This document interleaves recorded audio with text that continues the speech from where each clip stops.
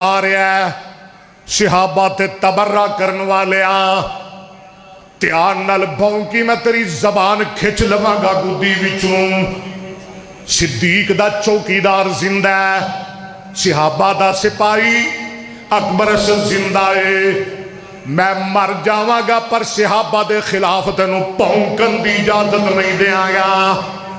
मैं तेनों कदी भी बकवास करन की इजाजत नहीं देंगा। इत्थे एक गल मैनू कहन दे, जेड़ा ओहद नबी नाल प्यार करदा है, जुमला मेरा ध्यान नाल सोने दे पानी नाल लिख के लै जाई। और जेड़ा ओहद मुस्तफा नाल प्यार करदा है, नबी नू ओदे नाल प्यार है, मुस्तफा नू ओदे नाल प्यार है। ते मैं पुछना चाहना वा, ये ते पत्थर है, ये ते पहाड़ है।